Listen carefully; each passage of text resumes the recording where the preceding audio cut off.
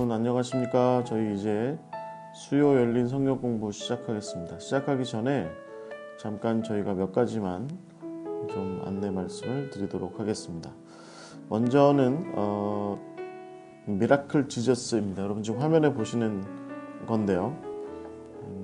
이번에 2020년 대강절 성탄절 어린이 교재입니다. 이게 출판이 돼서 나온 건 아니고요.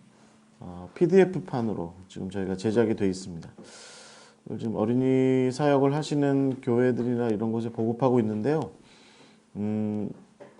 저희가 이 코로나 상황을 거치면서 여러 교회들이 예배가 이제 잘 이루어지지 않고 성도들 간의 모임들이 잘 이루어지지 않는 와중에 특히 이제 어린이 사역들, 어린이들을 향한 다음 세대를 위한 사역들이 많이 좀 함께 같이 무너지고 있다. 이런 이야기들을 저희가 좀 많이 들었고요.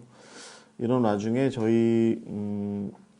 저희가 이 미라클 지저스라고 하는 대강절 성탄절 교재를 만들었는데, 당장은 먼저 우리가 이제 저희 토비아 사역을 후원하시는 교회들과 그 다음에 2020년도에 저희들의 그 갈릴리 목회 사역에 함께 여러 가지 자료나 사역에 동참하시는 사역회원 여러분들의 그 교회에게 이 교재를 보급하는 것이 저희들이 먼저입니다. 그런데 혹시 이번 기회에 갈릴리 사역에 좀 동참을 하겠다, 2020년 갈릴리 사역에 동참을 하겠다라는 생각을 갖고 계시거나 아니면 토비아가 만들었다는 그 어린이 교재, 특히 대강절 교재를 좀 함께 해보고 싶다라는 생각을 갖고 계시면 저희 토비아에게 연락을 주셔서, 저희 토비아 사역자들한테 연락을 주셔서 나도 좀 동참했으면 좋겠다라고 이렇게 말씀을 하시면 저희가 이거 뭐 장사하는 거 아니니까요. 이 미라클 지저스 가지고 장사하는 거 아니니까 동참해 하실 수 있도록 그렇게 배려를 해드리겠습니다. 혹시 저희 사역자들이 더불어서 이제 이 대강절 어린이 사역에 저희들이 캘린더 나눠주는 사역도 있고 하거든요. 그러니까 혹시 그 사역에 그런 사역에 동참하시면서 이 미라클 지저스 자료를 좀 받았으면 좋겠다 생각하시면 후원하셔도 됩니다. 네, 그러면 저희가 지금 작은 교회 어린이들에게 대강절 말씀 달력이라고 하는 걸 보내주는, 포스터를 보내주는 사역을 하고 있는데 거기에 좀 후원하시면 될 것 같습니다. 그러면 저희가 이 미라클 지저스를 지원해 드리겠고요. 더불어서 저희가 이 2021년도에 목회 사역의 하나의 테마여 주제로서 갈릴리라고 하는 사역을 저희가 토비아가 지금 준비해서 묵상, 성경 공부, 또 뭐 기타 여러 캠프 자료라든지 또 사역 자료들을 같이 공유하고 나누는 그런 사역을 시작했는데요. 저희가 2021년도에 이 사역을 이제 많이 확장할 예정입니다. 그래서 여러분들 혹시 우리 교회에 한번 이 갈릴리 사역을 도입했으면 좋겠다라고 하는 관심이 있으시면 저희들에게 연락을 주시면 좋겠고요. 그리고 두 번째는 혹시 목사님들, 그 다음에 평신도 지도자들, 그 다음에 교회나 어린이나 청소년들, 청년들, 교사들, 리더들을 위한 좋은 어떤 성경 세미나, 또 사역 세미나 뭐 이런 것들을 좀 찾고 계시다고 한다면 저희가 이 갈릴리라고 하는 주제로 여러분들의 사역을 도와드릴 수 있습니다. 저희들에게 연락 주시면 저희가 이 사역 함께 하도록 하겠습니다. 세 번째는 이제 저희가 랜선순례 30번째 에피소드로 넘어왔습니다. 예수님의 길, 예수님께서 걸으셨던 길, 예루살렘 하고 있는데요. 지금 시온산 자락으로 와 있습니다. 그래서 시온산 이야기, 마가의 다락방이 있었던, 그 다음에 대제사장 가야바의 종교법정이 있었던, 그래서 예수님께서 거기에서 재판을 받으셨던, 일단은 이제 유대인들에게 재판을 받으셨던 그 시온산 다룹니다. 내일 저녁 9시에 그 후편이 공개됩니다. 여러분 저 유튜브 토비아 채널에 많이 와주셔서 이 예루살렘 편 랜선순례 함께 해주시면 감사하겠고, 좋아요, 구독, 알림 설정 해주시면 감사하겠습니다. 자, 이렇게 세 가지 먼저 광고 드리고요. 이제 바울의 동역자 이야기 함께 시작하도록 하겠습니다. 다 같이 기도하겠습니다. 하나님 감사합니다. 오늘도 우리에게 귀한 말씀의 나눔 시간 허락하여 주심을 감사드립니다. 주님 이 시간 통해서 하나님께서 우리를 홀로 세우지 않으시고 하나님께서 짝을 지어 세우셨다. 동행하고 동역하도록 하셨다라고 하는 것을 우리가 이 성경 공부를 통해서 분명히 알게 하시고, 우리 사역 가운데 홀로 있지 않게 하시고 하나님께서 독초하는 것을 좋아하지 않으신다는 것을 분명히 알고 우리가 동행하는, 우리가 동역하는, 함께하는 그 길로 나아갈 수 있도록 인도하여 주시옵소서. 이제 시작합니다. 마치는 시간까지 성령께서 함께 지켜주실 줄 믿습니다. 예수 그리스도의 이름으로 기도하옵나이다. 아멘. 자, 오늘 이야기를 좀 시작해 보겠습니다. 오늘은 저희가 이제 그 바울의 동역자들인데 바울 자신입니다. 바울 자신. 그래서 말하자면 이제까지 저희가 9명에 걸쳐서 동역자들의 이야기를 함께 나누었는데, 그 가운데 그 모든 사람들과 동역했던 그 바울의 마음은 어떤 거냐, 바울의 생각은 무엇이었느냐, 또 바울에게는 어떤 계획이, 또 어떤 자세가 있었느냐, 뭐 이런 것들을 오늘 함께 나누면서 이제까지 9명의 동역자들의 이야기를 좀 전반적으로 한번 좀 정리해보는 그런 시간을 가져보겠고요. 다음 주가 마지막 시간이 될 것 같은데, 아마도 이제 다음 주에는 좀 지도를 펼쳐놓고 바울이 어디를 다니면서 누구누구를 만났는지에 대한 좀 정리하는 그런 시간들을 좀 아주 간단하게 짧게 가져보도록 하겠습니다. 그렇게 해서 다음 주에 이제 우리가 바울의 동역자들 11번에 걸쳐서 진행해서 마칠 예정이고요. 오늘 10번째 시간, 오늘은 이제 바울의 마음입니다.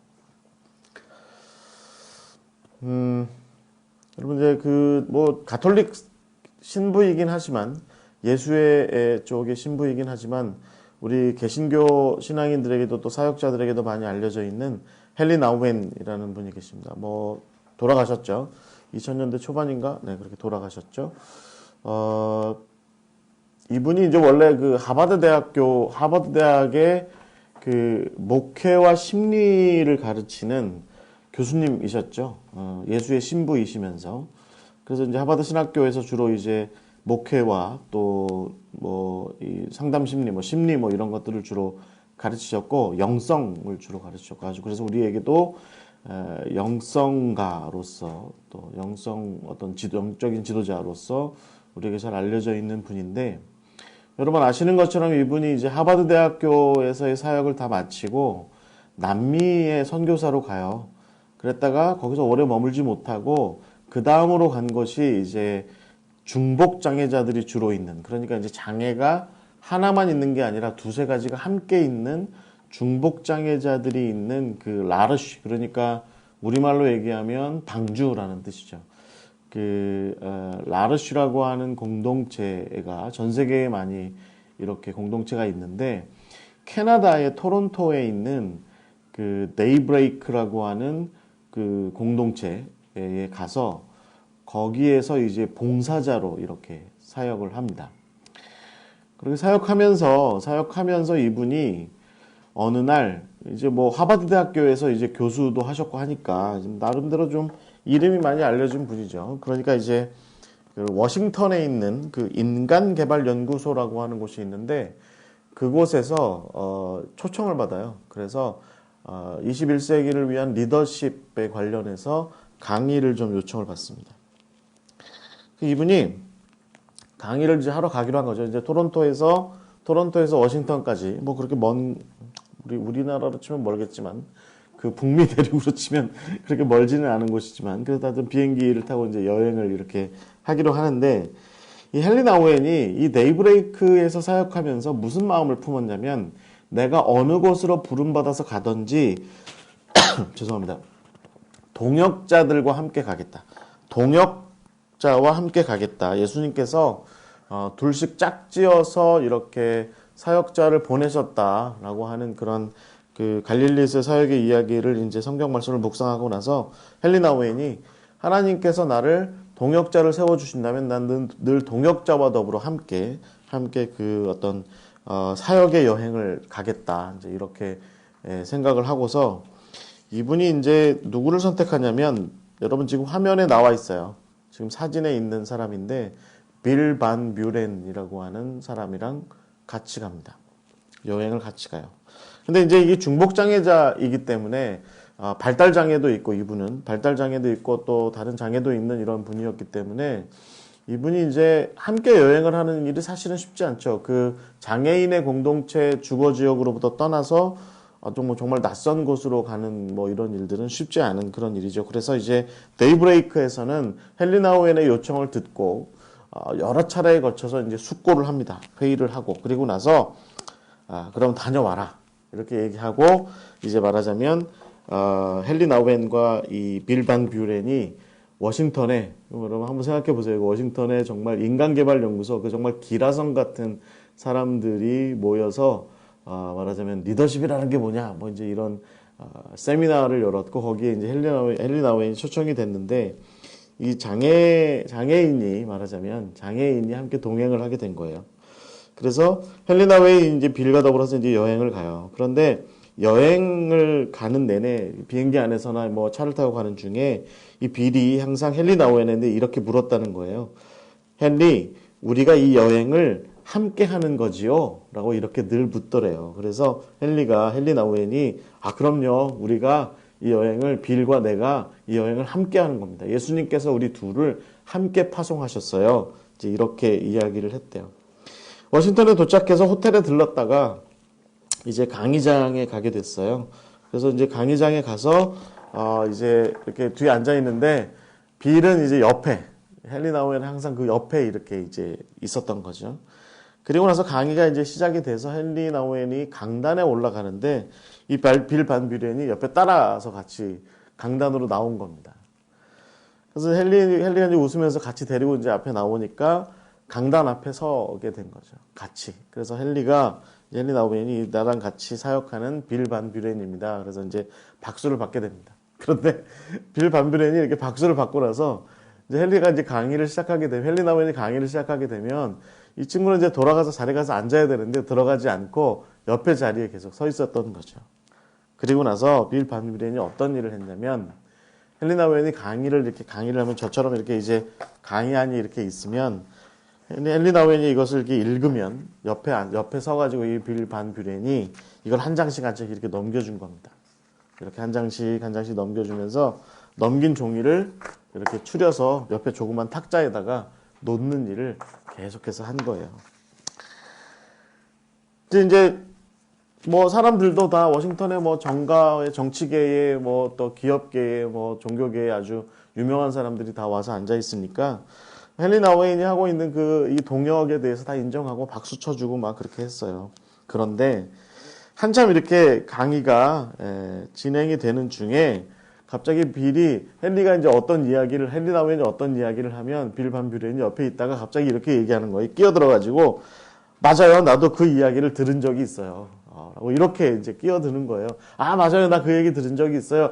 우리 그때 그런 일이 있었어요. 라고 하면서 헬리나 오웬이 이 강의를 하는 내내 자꾸 옆에서 이제 끼어드는 거죠. 이제 자기 정신체도 있고 하니까 이제 이런 상황들을 다 이해를 못하니까 이제 그런 행동을 하는 거죠. 그런데 놀라운 것은 헬리나 오웬의 나중에 고백에 의하면 이 고매한 분들로 가득한 그래서 이 리더십 강의가 21세기의 리더십이라는 게 도대체 뭐냐라고 하는 이 강의가 벌어지고 있는 이 와중에 뭔가 좀 숨막힐 것 같은 그런 분위기가 있었는데 이 빌이 이런 행동을 하면서 점점 강의장은 점점 부드러워졌고 강연은 점점 편안해지기 시작했다는 거예요. 그리고 굉장히 많은 사람들이 박수도 치고 웃기도 하고 하면서 강의가 이렇게 계속 진행이 됐다는 겁니다. 그렇게 이제 강연을 마치고 나서 돌아오는 길에 빌이 헬리나 오웬한테 이렇게 물었대요. 우리가 이 여행을 함께 한 거지요? 라고 이렇게 헬리나 오웬에게 물었대요. 그래서 헬리나 오웬이 이렇게 대답했답니다. 참 좋았어요, 빌. 함께 와줘서 나는 너무 기쁘고 고마워요. 라고 이렇게 헬리나 오웬이 대답했답니다. 여러분, 이게 이제 In the name of Jesus. 우리 이름으로 이제 두란논가 어디서 나온 책인데요. 예수의 이름으로 라는 이름으로 책이 나와 있습니다. 이 책에 헬리나 오웬이 21세기 리더십에 대해서 강연을 한 강의 내용이 들어있고요. 그리고 앞뒤로 서론과 그러니까 말하자면 프롤로그와 에필로그 부분에 이 여기 나와 있는 빌반 뷰렌과 더불어서 이 헨리 나우엔이 함께 여행을, 그러니까 워싱턴으로 여행을 했던 이야기가 이렇게 앞뒤에 이렇게 붙어 있습니다. 그때 헨리 나우엔이 이 마지막 결론 부분에 이 마태복음 18장 20절 말씀을 떠올리면서 이렇게 얘기했습니다. 두세 사람이 내 이름으로 모인 곳에 나도 그들 중에 있다. 나와 빌 뷰렌이 함께 떠났던 사역의 여행에 예수님께서도 함께 하셨다. 라고 이렇게 얘기했습니다. 여러분, 우리가 이제 이 바울의 동역자들이라고 하는 이 이야기를 지난 9주 동안 함께 이야기를 나누는데요. 바울이 함께 했던 사람들의 이야기. 그래서 바울에게 기쁨도 있었고, 바울에게 어떤 슬픔도 있었고, 어려움도 있었고, 또 좌절도 있었고, 희망도 있었고, 또 확신도 있었던 그 모든 바울과 동행의 이야기들, 바울의 동역의 이야기들을 이렇게 다루어 왔는데요. 우리는 결국은 이 파트너십, 말하자면 동역의 관계를 결국 우리는 예수 그리스도 안에서의 동역의 관계, 그것으로 이야기를 해야 될 것 같아요.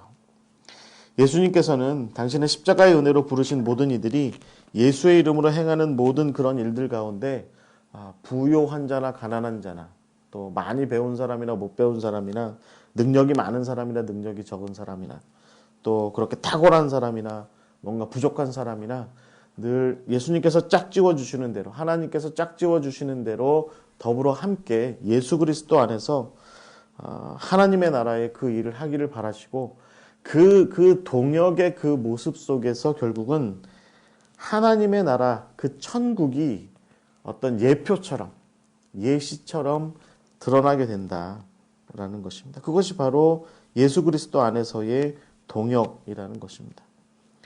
그러니까 결국 동역으로서의 부르심은 먼저는 하나님의 나라를 향한 것이고, 그리고 나서는 동역하는 그 사람과 더불어 발걸음을 맞추는 그것, 그 발걸음을 맞추는 그 일에 익숙해지는 것.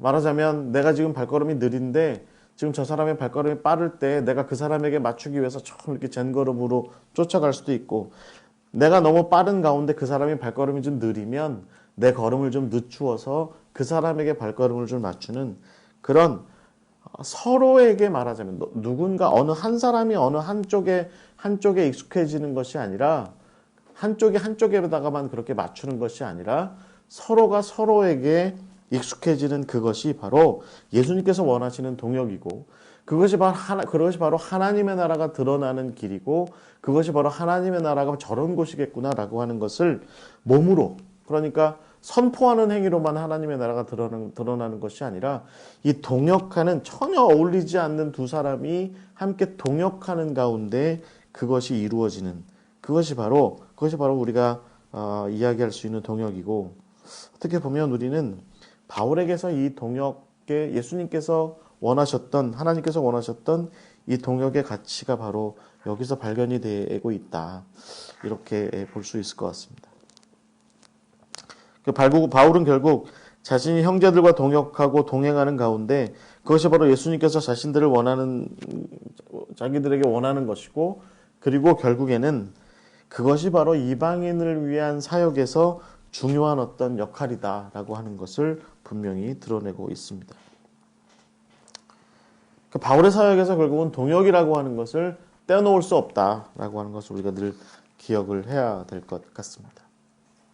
바울은 여기 지금 이렇게 표현되어 있는 것처럼 그리스도 안에서의 동역, 그리스도 안에서의 파트너십, 그것을 이룬 사람이 바로 바울이다라고 이렇게 이야기할 수 있을 것 같아요. 여러분, 헨리 나우엔의 이야기를 한번 이렇게 생각하시면서 바울의 모습도 한번 생각해 보시면, 헨리 나우엔도 사실은 뭐가 그렇게 완벽한 사람은 아니었어요. 그리고 바울도 사실은 완벽한 사람은 아니었습니다. 하지만 하나님께서 허락하시는 동역관계 안에서 어떻게든지 그 동역관계를 잘 이루어가고 그 가운데서 하나님의 나라가 드러날 수 있도록 최선을 다한 그 사람이 바로 바울이었고, 또 뭐 헨리 나우엔이었다라고 이렇게 우리가 생각을 해볼 수 있을 것 같습니다.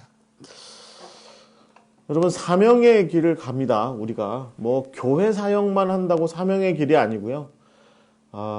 가족을 이루고 또 사업의 장에서, 일터에서, 어느 곳에서건 우리가 하나님께서 세상 가운데에서의 사명도 주시고 교회 가운데에서의 사명도 주십니다. 구원과 구속을 위한 사명도 주시고 창조 질서의 보존과 온전함을 위해서의 사역도 우리에게 주시는 것이 바로 하나님께서 우리에게 주시는 사명의 그 길인데, 그 사명의 길은 혼자 할 수 없다는 거죠. 하나님께서는 당신의 당신의 존재하시는 방식 자체에서 혼자 할 수 없다, 혼자 하면 안 된다 라고 하는 것을 분명히 드러내셨습니다. 여러분, 지금 여러분 화면에 보시는 것은 이제 러시아의 그 유명한, 제가 이 그림 참 좋아하는데, 러시아의 그 유명한 화가 루블레프라고 하는 사람이 그린 삼위일체 하나님의 모습이에요. 이제 성부, 성자, 성령이 이렇게 있는데, 여러분 이렇게 보시면 성부, 성자, 성령 이렇게 있습니다. 성부, 성자, 성령. 그런데 이제 이 세 분이 한 테이블 안에 이렇게 같이 있죠. 그리고 여러분, 이 그림의 중요한 특징은 뭐냐면 서로가 약간 거리가 있어요. 네, 서로 꼭 붙어 있지 않고 거리가 있습니다. 테이블 안에 같이 있지만 서로 거리가 있다. 이것이 바로 이제 삼위일체로서의 이 유명한 러시아 정교회의 그림이긴 하지만 이 그림이 갖는 의미인데, 결국 여러분, 하나님께서는 기본적으로 한 분으로 홀로 계신 분이 아니다라는 것입니다. 하나님께서는 삼위일체로 계시면서 관계 가운데 계시고 서로 일정 거리를 두고 계세요. 그 삼위 하나님이 딱 붙어 계신 게 아니라 일정 거리를 두고 계시면서 서로 관계하실 만한 거리를 두시면서 그 관계하시는 거리의 그 사이에서, 이 거리의 이 틈 안에서 결국은 세상을 창조하시고 또 세상을 섭리하시고 세상을 구원하시고 세상을 당신의 나라로 이렇게 인도하시는 그 일들을 이 거리 가운데에서 일으키신다라고 하는 것이죠.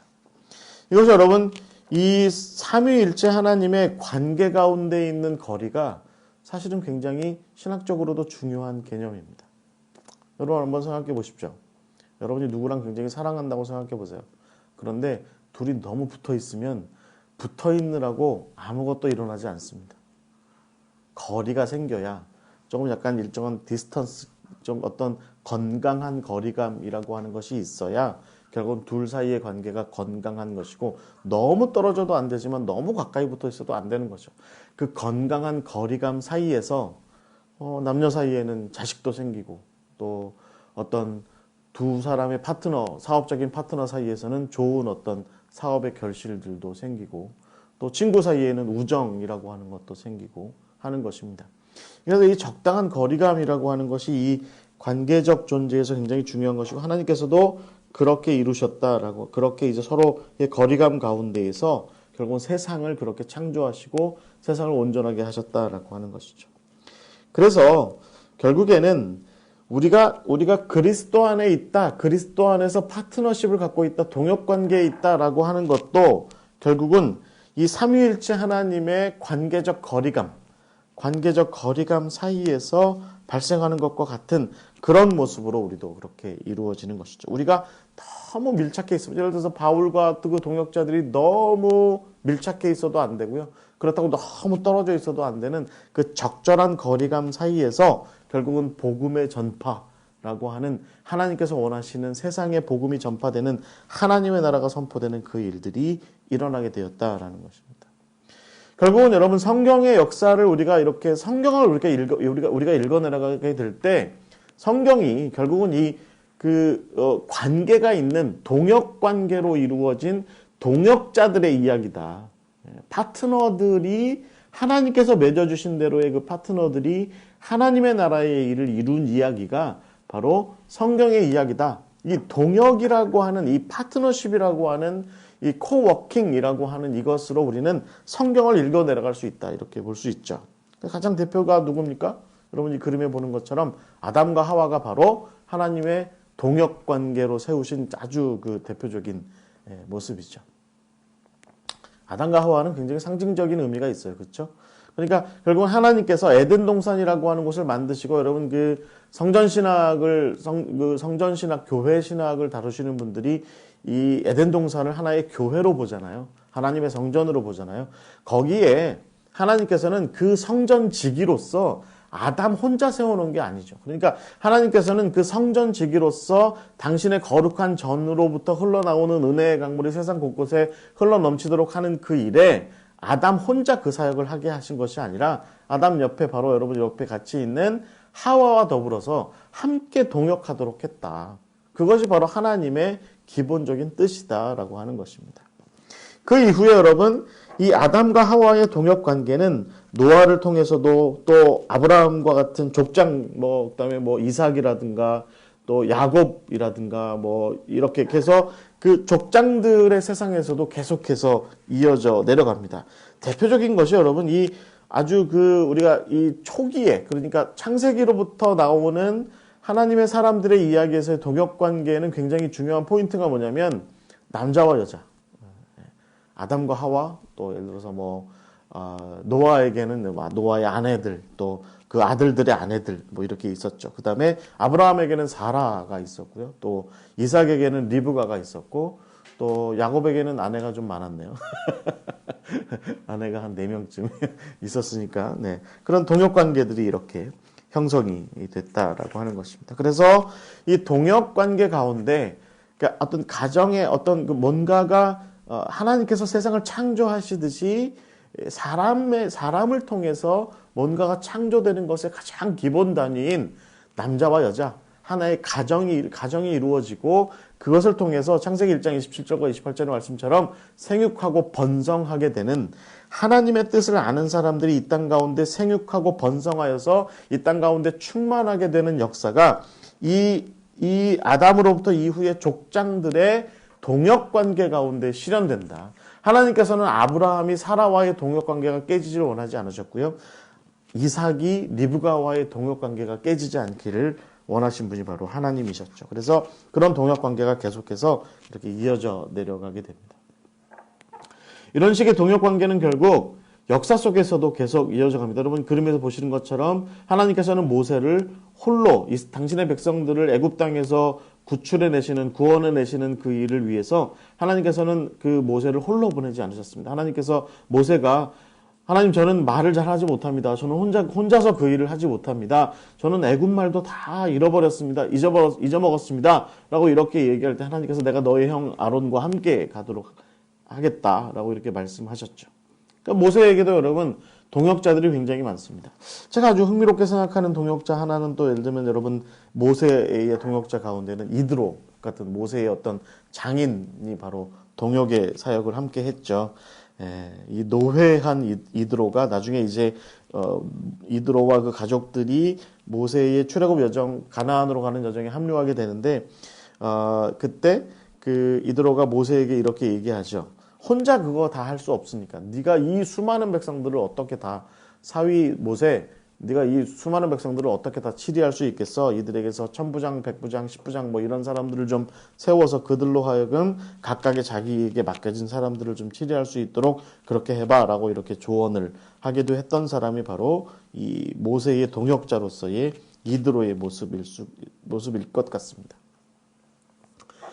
여러분 그 이후에도 우리가 알고 있는 동역자들 많이 있죠. 여러분 대표적으로 엘리야에게는 엘리사가 있죠. 또 예레미야에게는 바룩 같은 사람이 있고요. 또 스룹바벨 같은 포로로부터 귀환한 사람 그 지도자 또 이 스룹바벨에게는 누가 있었습니까? 여호수아 같은 사람들이 여러분 학개서 같은 경우에 보면 그렇게 나와 있죠. 하나님께서는 결국 박자가 늘 잘 맞는 건 아니었지만 서로 이 파트너십이 잘 어우러지고 늘 항상 조화로운 상태, 늘 항상 평화로운 상태, 잘 아구가 맞아떨어지는 그런 어떤 긴밀한 관계는 아니었다고 할지라도 그럼에도 불구하고 하나님께서는 동역자들과 더불어 함께하도록 당신의 나라의 그 일을 동역자들과 더불어 함께하도록 그렇게 말씀하신 분이 바로 하나님이시고 하나님의 사역자들은 역사 이래로 모세 이래로 계속해서 동역관계 가운데에서 이 모든 일들을 다 이루셨다라고 이렇게 우리가 볼 수 있을 것 같아요. 여러분 예수님 시대에도 오면 마찬가지죠. 여러분 예수님께서 혼자 이 세상에 오셨나요? 우리는 마리아, 요셉을 통해서 예수님께서 이 땅 가운데 오셨고 이 땅 가운데에서 가족 가운데에서 자라나셨다. 예. 부처님처럼 석가모니가 탄생했다는 것처럼 갑자기 마야 부인 옆구리에서 뚝 하고 튀어나와가지고 뭐 5발자국인가 이렇게 걷고 그 다음에 천상천하 유어덕전 그렇게 외쳤다는 그런 설화처럼 그 신화처럼 그런 모습이 아니라 여러분 예수님은요 아기의 모습으로 오셨어요. 이건 굉장히 특별한 이야기입니다. 아기의 모습으로 오신 하나님의 아들 세상의 구원자, 누구의 도움이 필요한 존재로 이 땅 가운데 오신 분이 바로 예수님이라는 거죠. 예수님의 이 땅 가운데에서의 성육신의 사역의 시작은 나 좀 도와주세요. 빽 하고 울면서 그렇게 울면서 하나님 아빠 엄마 나 좀 도와주세요 라고 하는 그런 이야기로 그런 울음소리로 이 땅 가운데서의 삶을 시작하신 분이 바로 예수님이시다라는 겁니다. 예수님의 탄생과 석가모니의 탄생은 다릅니다. 그러니까 결국은 예수님의 탄생에서 우리가 그렇게 볼 수 있는 것처럼 함께하는 일이 사실은 중요하다라고 하는 것이죠. 동역하는 일이 중요하다. 그래서 여러분 예수님께서 갈릴리에서 사역하실 때 여러분 누가복음 10장 같은 경우에서도 보시면 갈릴리에서 사역하실 때 어때요? 예수님께서 당신이 그 가시려고 했던 갈릴리의 각 동네들 그곳으로 당신의 사역자들을 보내시잖아요. 그러니까 예수님께서는 혼자 사역하신 것이 아니라 당신의 제자들과 동역하여 함께 사역하신 분이 예수님이시고요. 그리고 결국 예수님께서 누가복음 10장에서 그렇게 이야기하는 것처럼 예수님께서는 당신의 사역자들을 세상 가운데 보내실 때에도 혼자 가지 않도록 하셨다는 겁니다. 둘씩 짝지어서 그렇게 보내셨다라고 하는 것이죠. 둘씩 짝지어서 함께 가도록 하셨다라는 것이죠. 자, 이런 표현 써서 죄송하지만 뭘 해도 독거다이로 하는 거 좋아하시는 분들 저는 좀 회개해야 된다고 봐요. 뭘 해도 혼자 하는 거 좋아하시는 분들 밥도 겸상은 안 한다. 나는 겸상 안 한다. 나는 혼자 혼밥 좋아한다. 이런 거 좋아하시는 분들. 제가 보기에는 그런 분들요. 제가 조금 이렇게 좀 극단적으로 말씀드리자면 못된 분들입니다. 하나님께서는요. 예수님께서는 그 못된 거 좀 꺾으라는 거예요. 그러니까 하나님의 나라가 어떻게 완성이 돼야 하느냐. 우리가 공동체를 이루어서 완성이 돼야 한다. 그렇다고 한다면 혼자 살던 사람이 혼자 살던 습관 그대로 하나님의 나라를 이루는 것이 아니라 하나님의 나라는 더불어 사는 가운데 내 거는 좀 깎고 당신 것을 좀 높이기도 하고 어느 날은 당신 것을 깎고 내 것을 좀 높이기도 하는 그것이 서로 뭐 이번엔 내가 깎았으니까 네가 다음번에 깎고 이런 것이 아니라 그걸 어떻게 계산으로 따질 수 없을 정도의 그 켜켜이 쌓인 삶의 어떤 동반했던 그런 경험들 그런 것들이 충분히 쌓인 곳이 사실은 하나님의 나라라는 것이죠. 예수님께서는 그것을 당신의 어떤 성육신하신 삶에서도 보여주셨고 제자들에게도 그러니까 하나님의 나라의 일을 하려거든 혼자 일해 버릇하지 마라. 함께 일해라. 라고 하는 것을 가르쳐 주신 거죠.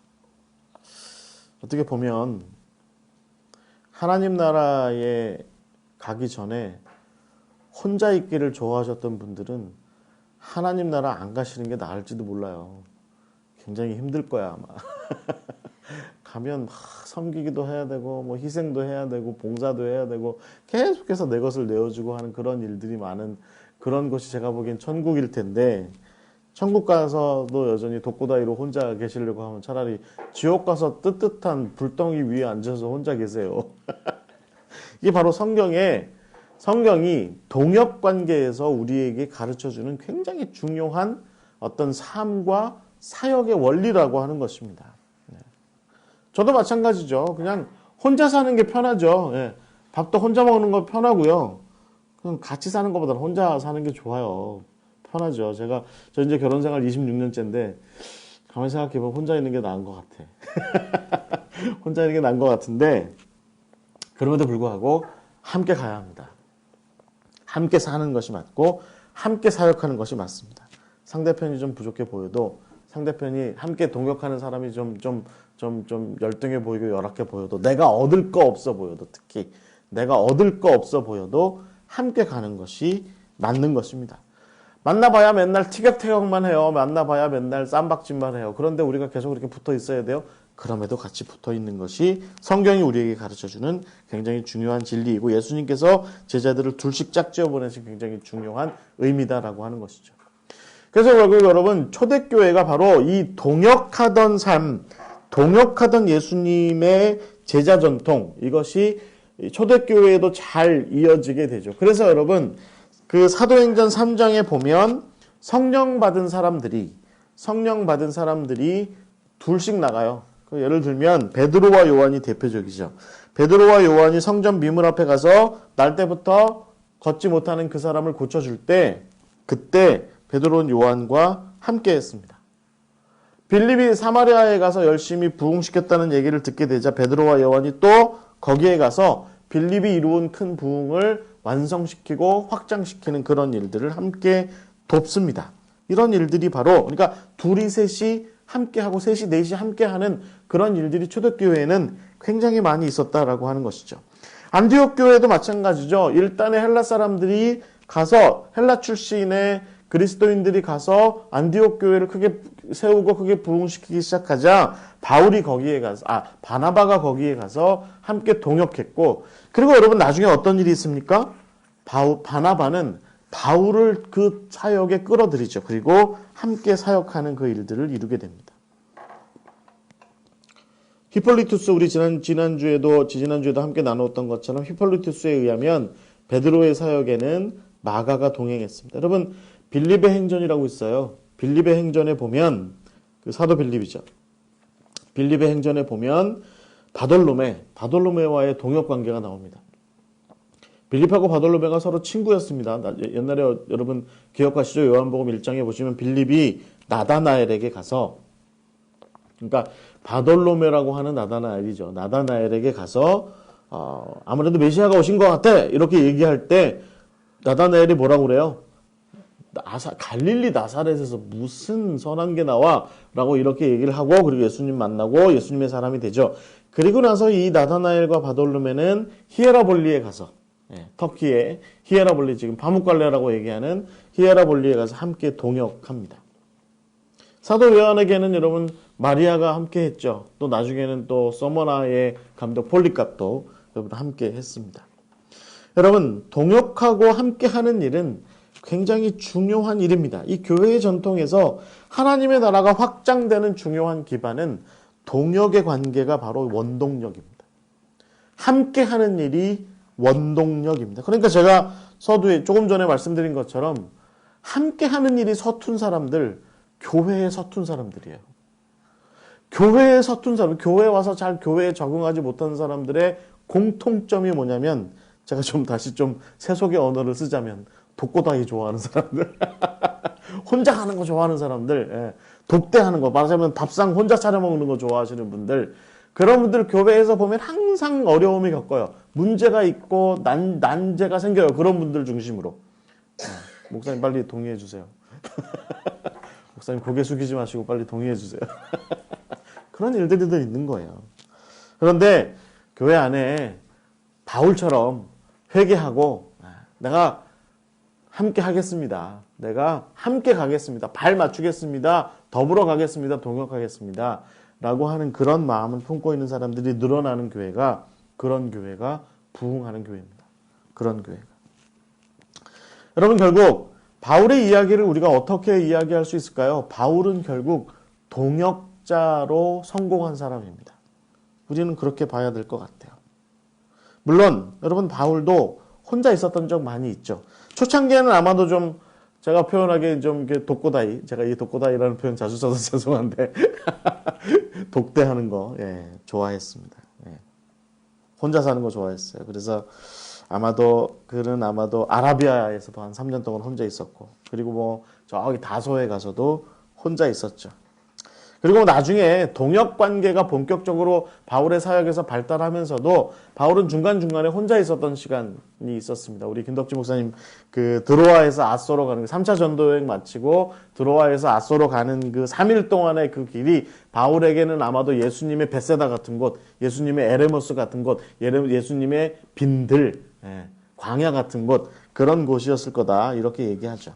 우리 목사님 그렇게 말씀하시는데 저는 그거 굉장히 동의합니다. 바울도 아마 혼자 있었던 시간이 분명하게 있었을 거예요. 그런데 그리고 여러분 뭐 예를 들어서 뭐 에베소에서 가이사라에서 로마에서 감옥에 있었죠. 그러면 감옥에 낮 시간 동안에는 잠깐 이렇게 뭐라고 그래 그 면회가 가능했을지 모르겠지만 밤 시간 내내는 아마 착고에 차인 채로 혼자서 아마 그 감옥에서 혼자 있었겠죠. 그때 당시에 무슨 우리처럼 핸드폰 게임이 있었던 것도 아니고 넷플릭스가 있었던 것도 아니고 유튜브가 있었던 것도 아니고 밤새도록 뭘 했을까요? 밤새도록 뭘 했을까요? 헨리 나우엔이 아까 서두에서 제가 잠깐 이렇게 언급했던 헨리 나우엔이 그런 이야기해요. 그 영적 발돋움이라고 하는 그 책에 보면 이런 표현을 합니다. 혼자 있는 시간을 어떤 그 나는 관계가 결핍돼 있어. 그래서 외로워 라고 하는 그런 생각으로만 빠져 지내지 말고 그 시간을 기도하는 고독의 시간으로 보내라. 그 시간을 이웃과 형제와 하나님을 향해서 기도하는 고독의 시간으로 보내라. 이거 굉장히 말이 멋있지 않나요? 결핍의 외로움의 시간이 아니라 기도하는 고독의 시간으로 보내라. 이 표현이 참 좋은 표현입니다. 여러분 이런 건 좀 받아 적으세요. 결핍의 외로움의 시간이 아니라 기도하는 고독의 시간. 그래서 이 시간을 통해서 바울은 아마도 그렇게 홀로 있는 시간에도 홀로 있지 않았을 것 같아요. 그래서 여러분 우리가 바울의 목회 서신들이라고 하는 뭐 에베소서나 골로새서나 디모데 전후서나 디도서나 뭐 이런 편지들이 가만히 보면 바울이 홀로 있을 때 쓴 편지들입니다. 뭐 옆에서 누가 이렇게 대필해주고 함께 해주는 사람도 있었지만 그러나 그가 마음껏 그의 어떤 교회 공동체 형제들과 함께하지 못했거든요. 에베소 형제들과 또 빌립보의 형제들과 골로새의 형제들과 함께하지 못했거든요. 그런 시간에 그는 그 혼자 있는 시간에 그렇게 외로이 있는 시간에 그 시간에 그들을 생각하면서 그들을 떠올리면서 그들을 위해서 기도하는 중에 그래서 그렇게 기도하며 얻은 결과들을 가지고 편지를 써서 그들에게 보냈다라고 하는 것이죠. 그렇게 해서 여러분 바울은 그 혼자 있는 시간 동안에 그럼에도 멀리 떨어져 있음에도 불구하고 동행하는 형제들과 자매들에게 그들의 필요를 특별히 영적 필요를 채워주는 일들을 게을리하지 않았던 사람이 바로 바울이었습니다. 그뿐이었나요? 바울은 감옥에 있는 동안에 자기의 결핍, 자기의 부족함에 대해서도 온전히 드러낼 줄 아는 사람이 바로 이 바울이었어요. 여러분, 제가 다시 쓰지만 이 독고다이 좋아하시는 분들의 특징이 뭔지 아세요? 항상 이런 식이야. 나는 필요 없어. 라고 얘기해요. 나는 필요 없어. 특히 딱 집어서 얘기합니다. 나는 너의 도움이 필요 없어. 라고 얘기합니다. 나는 내가 너를 도와줄지언정 나는 너한테서 내가 도움받을 건 없어. 라고 얘기합니다. 이게 대체적으로 인생 혼자 사시는 분들의 중요한 특징이에요. 그런데 관계가 풍성한 사람들은요, 그렇지 않습니다. 관계가 풍성한 사람들은 좀 자기보다 좀 부족해 보이는 사람한테도, 그래, 밥 사줘. 라고 담대하게. 이게 건강한 사람들이 그래요. 건강한 사람들이. 건강하지 못한 사람, 관계가 건강하지 못한 사람들이 필요를 채우려고 들지 않습니다. 사람들에게서. 도움을 얻으려고 하지 않아요. 그런데 여러분 이 바울을 가만히 보세요. 바울을 가만히 보면 바울이 빌립보서나 또 디모데서나 이런 데 보면 자기 제자죠. 디도나 디모데나 이런 사람들한테 얘기하죠. 야, 난 너가 필요해. 난 너가 좀 함께 있어줬으면 좋겠어. 난 네가 함께 했으면 좋겠어. 나와 좀 함께 해줬으면 좋겠어. 라고 그렇게 이야기할 줄 아는 사람이 바로 바울이었다는 거죠. 바울이 여러분 디도한테 이렇게 얘기합니다. 네가 급히 니고볼리에 있는 나에게 좀 와라. 디모데한테 뭐라고 얘기합니까? 나한테 속히 와라. 난 네가 필요하다. 나한테 속히 와라. 그러면서 뭐라고 얘기해요? 오는 길에 마가한테 들러서 마가도 좀 데리고 와라. 라고 그렇게 이야기하기도 하잖아요. 여러분, 이 바울의 동행과 동역의 이야기들을 가만히 보면 그는 결국 홀로 있으나 늘 언제나 함께하고 동행하고 동역하는 사람이었습니다. 그는 하나님께서 맡기신 사명을 온전히 혼자 감당하며 나아갔습니다. 그러나 그 길을 결코 홀로 걷지 않았습니다. 자기에게 맡겨진 책임은 자기가 다 감당해요. 그걸 누구한테 떠넘기고 그러지 않았습니다. 바울은. 이건 정말 여러분 이게 정말 중요한 겁니다. 동역관계에서 중요한 거예요. 내가 마땅히 해야 할 일, 내가 감당해야 할 일, 내가 아버지로서, 내가 담임 목사로서, 내가 장로로서, 내가 회사의 대표로서, 내가 아무개로서, 내가 누구로서, 내가 누군가의 누구로서 내가 그 관계 가운데 내가 감당해야 할 책임은 내가 다 합니다. 하지만 그 길은 혼자 걷지 않습니다. 늘 함께 하죠. 그것이 여러분 이 바울의 건강한 모습이에요. 여러분 그러니까 바울에게서 보지 못하는 모습, 건강하지 못한 모습들 우리 교회 가운데에서, 우리 가정 가운데에서, 우리 일터 가운데에서 많이 보죠. 책임은 다 떠넘기고 함께는 하려고 하고 그러면서 이득은 다 취하려고 하지만 내가 막상 그에게 이득은 주려고 하지 않는 이런 식의 이기적이고 자기중심적인 태도들은 우리 주변에 굉장히 많이 있죠. 근데 여러분 바울의 모습을 가만히 보세요. 바울은 혼자 있기도 한 사람이었습니다. 그렇지만 그 모든 혼자서 감당하는 그 일들을 함께 할 줄도 아는 사람이 바로 바울이었다라는 것이죠. 제 말이 제가 지금 이렇게 말하는 것들이 납득이 안 돼 라고 생각하세요? 혼자 계신 겁니다. 제가 이렇게 말하는 것이 납득이 안 되세요? 혼자 있는 거예요. 독고다이죠 하시는 거예요. 여러분 가정생활도 마찬가지고요. 부부생활도 마찬가지고 가정생활도 마찬가지고 교회생활도 마찬가지고 일터생활도 마찬가지입니다. 함께 하는 것이 중요한데 그 함께 한다라고 하는 것은 결국 내가 감당해야 될 나의 책임은 내가 다 하죠. 그러면서 그들과 함께 가는 겁니다. 그런 가운데 그들과 더불어서 유익함을 나누는 그것이 바로 진정한 동역이고 동행입니다. 떠넘기고 밀어내고 내 것만 취하고 이런 모습들을 미화해서 동역과 동행이라고 얘기하는 사람들 우리 주변에 정말 많아요. 정말 많습니다. 여러분 이제껏 여러분 바울의 동역자들의 관계 9개를 우리가 함께 나눴던 지난 이야기 더디오까지의 이야기를 한번 가만히 잘 보세요. 그러면 바울이 어떤 모습으로 동역했는지 제가 지금 말씀드린 이 동역의 모습이 잘 드러나 있습니다. 가장 중요한 것은 결국 바울은 동역자들에게 그가 예수님께서 그에게 네가 나를 위해서 그 이방인의 사역을 좀 감당했으면 좋겠다. 이방인의 사역을 감당했으면 좋겠다라고 말씀하셨을 때 바울은 그것을 정말 충심껏 감당합니다.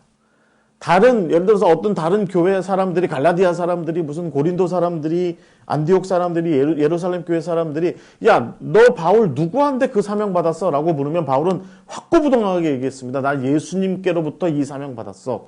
라고 그렇게 확고부동하게 얘기합니다. 또 그가 고린도 사람들한테 뭐라고 얘기합니까? 내가 예수님께로부터 사명받은 사도야. 라고 분명하게 자기 위치도 얘기하죠. 자기의 역할과 자기의 위치와 자기 정체성이 분명한 사람이 바울이었어요. 그런 가운데 그는 인생 가운데 삶 가운데 발생하는 어떤 동역자의 관계를 그들의 동역자 관계를 형성한 사람들과 더불어서 함께 나눌 줄 알고 그러니까 말하자면 유익을 줄 줄도 알고 유익을 얻을 줄도 알았던 그런 사람이 바로 바울이었다라고 하는 것입니다. 저는 여러분 바울이 특히 여러분 예를 들면 이 오네시모 같은 사람과의 관계를 가만히 보면 원래 그 사람이 그 노예였잖아요. 노예였던 오네시모를 주인인 빌레몬에게 용서받게 하기도 했을 뿐만 아니라 해방시켜주기도 하고 더 나아가서는 결국 어떤 초대교회의 중요한 사역자로 세움받을 수 있도록 그렇게 해주는 그런 바울의 모습을 보게 되면 결국 바울은요, 이 동역관계를 정말 우리가 조심스럽게 생각해야 되는 포인트가 뭐냐면 이 동역관계를 소비관계로 끌고 가지 않았다는 거죠. 소비관계로 끌고 가지 않았다는 거예요. 그러니까 소비관계가 저는 마냥 나쁜 건 아니라고 봅니다. 소비관계가 있을 수 있어요. 우리는 관계 속에서 서로를 소비합니다. 남편은 아내를 소비하고 아내는 남편을 소비하고 부모는 자식을 소비 안 하죠. 자식은 부모를 소비하죠. 부모가 자식을 소비하기도 하나? 그럴 수도 있죠. 또 뭐 동역관계에서 서로 소비하는 관계가 있을 수 있습니다. 그런데 일방적 소비성 관계로만, 그러니까 경향 자체가 소비만 계속 발생하는, 상대방을 계속 소진하기만 하는, 그래서 쓰고 버리고 쓰고 버리고 쓰고 버리는 그런 소비성 관계만 있는, 그 사람에게 계속 얻기만 하고 결국은 주는 것 없는 그런 관계. 그건 관계가 아니에요. 동역도 아니고 동행도 아닙니다. 그런 모습을 우리가 가만히 보게 되면 바울은 결국 그의 동역 관계는 이런 소비성 관계는 아니었다라고 하는 것을 우리가 분명히 잘 짚고 넘어가야 될 것 같아요. 근데 여러분, 정말 저는 이렇게 생각해 보면 바울은 혼자 똑똑한 사람이었던 것 같거든요. 그러니까 여러분, 역대 대통령 중에 김대중 대통령이 그 혼자 똑똑하셨다고 소문이 많이 났습니다. 그 밑에 계신 분들이, 참모로 계신 분들이 이 김대중 대통령의 똑똑함을 따르지 못해가지고 많이 힘들었다, 뭐 이런 얘기도 많이 있습니다. 바울도 좀 그런 편이었던 것 같아요. 그래서 결국은 어떻게 보면 혼자 일하는 편리성, 그냥 나 혼자 하지 뭐 라고 하는 그런 편리성, 그런 게 있거든요. 일하다 보면 이 일 잘하는 사람들, 일머리가 있는 사람들 특징이 있어요. 보면 뭐 그냥 그냥 나 혼자 하지 뭐 그러고 넘어가요. 그런데 바울은 그렇게 하지 않았다는 거죠. 그러니까 홀로 일하는 편리성과 홀로 일하는 효율성이 있는데 바울은 더불어 일하는 불편함과 더불어 일하는 비효율성을 오히려 선택했고, 그렇게 하는 가운데, 그렇게 해서 그만의 편리성과 더불어 함께하는 비효율성 사이에서 결국은 하나님의 나라가 전파되고 선포되고 확장되는 그 진정한 하나님의 나라의 효율성, 십자가의 효율성을 찾아낸 사람이 아마도 바울이었겠다라고 이렇게 봅니다. 저는 그래서 바울이 갈라디아서에 보면 내게는 우리 주 예수 그리스도의 십자가 외에 결코 자랑할 것이 없으니 그리스도로 말미암아 세상이 나를 대하여 십자가에 못 박히고 내가 또한 세상에 대하여 그러하다라고 이렇게 이야기하는 이 포인트가 저는 굉장히 의미 있는 포인트라고 봅니다. 그러니까 결국은 바울은 이 동역관계라고 하는 맥락에서 볼 때 이 갈라디아서 6장 14절에 내가 십자가에 대하여서 못 박히고 나는 세상을 결국 그렇게 십자가에다 못 박아버렸다 라고 이렇게 이야기하는 이 바울의 이 이야기에서 효율성을, 동역관계라고 하는 것의 효율성을 찾아보고자 한다면 그는 하나님의 나라와 십자가를 드러나기 위해서라고 한다면 하나님의 나라가 전파되는 내용뿐만 아니라 하나님의 나라가 전파되는 방식에 있어서도 중요하다. 방식도 중요하다라고 생각했고, 그는 그 방식에 있어서의 가장 중요한 맥락이 바로 함께 하는 거다. 더불어 함께 가는 거다라고 하는 것을 강조한 사람이 바로 바울이었다. 이렇게 볼 수 있을 것 같아요. 네. 그래서 저는 바울이 말하는 동역이라고 하는 것을 우리가 어떻게 잘 이해하는 것이 좋겠냐라고 하는 것을 좀 먼저 정리를 좀 해보려고 합니다. 그럼 고린도 후서 5장 17절 우리가 잘 아는 구절이에요. 여러분 뭐 이렇게 외우시는 분들도 있죠. 그런즉 누구든지 그리스도 안에 있으면 새로운 피조물이라 이전 것은 지나갔으니 보라 새 것이 되었도다. 네. 아멘 한번 하셔야죠. 네. 이 아주 유명한 구절이죠. 네, 이 유명한 구절이죠. 네, 저나 여러분이나 다 새로운 피조물인 줄 믿습니다. 그런데 바울이 바로 이제 바울 스스로가 이런 사람이었던 거죠. 네.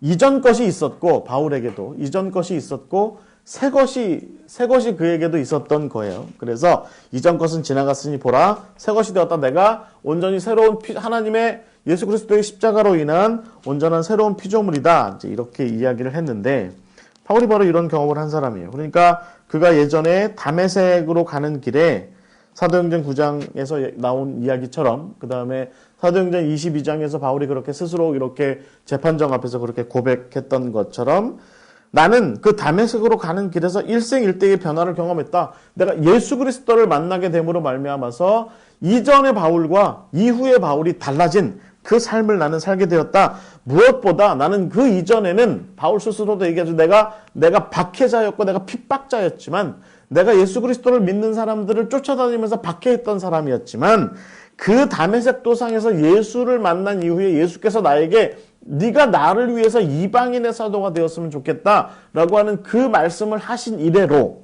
나는 전혀 새로운 사람으로서 이제 오히려 예수 그리스도를 박해하는 자가 아니라 예수 그리스도를 증거하는 자로서의 삶으로 나아가게 됐다. 이렇게 고백하게 되는 것을 우리가 보게 됩니다. 그래서 여러분 고린도후서 5장 17절 말씀에 이전 것은 지나갔으니 보라 새 것이 되었도다 라고 하는 이 바울의 이 고백은 이 고린도 교회 사람들에게도 일깨워주는 이 고백은 나의 고백이야. 이건 뭐 두말할 거 없이 내가 바로 그런 사람이야 라고 이렇게 이야기를 했던 그 모습이 분명히 있다는 것입니다. 근데 여러분 저는요 이 고린도후서가 5장 17절 이후에 18절 19절로 이어지면서 바울이 뭔가 이 변화된 삶, 새로운 피조물 된 삶에 뭔가 이제 그 이후의 얘기가 있다라고 하는 것을 바울이 뭐가 좀 아주 그런 이야기를 하고 있다라고 하는 것에 저는 좀 집중을 하고자 합니다. 말하자면 바울이 말하는 온전한 변화가 있었다라고 거기 분명히 어떤 그 온전한 변화라고 하는 것이 있었다라고 한다면 그 온전히 변화된 그 삶을 뭐라고 얘기할 수 있냐? 온전히 변화된 그 삶은 동행하는 삶이고 함께하는 삶이라는 거죠. 그래서 여러분 이 5장 18절 19절에 보시면 모든 것이 하나님께로 났으며 그가 그리스도로 말미암아 우리를 자기와 화목하게 하시고 또 우리에게 화목하게 하는 직분을 주셨으니 곧 하나님께서 그리스도 안에 계시사 세상을 자기와 화목하게 하시며 그들의 죄를 그들에게 돌리지 아니하시고 화목하게 하는 말씀을 우리에게 부탁하셨느니라. 화목하게 하는 삶, 화목하게 하는 어떤 그 사역을 우리에게 부탁하셨다는 거예요. 그러니까 여러분 우리가 이전 것은 지나갔으니 보라 새 것이 되었다 라고 하는 이 말씀에서 이 바울이 온전한 변화가 일어났다 이렇게 이야기하는 이것에서 정말 중요한 한 가지 포인트가 뭐예요? 변화된 삶이라고 하는 것은 혼자 사는 삶에서 함께 하는 삶으로 나아가는 거다 라고 이렇게 분명히 이야기하고 있다라고 하는 것입니다.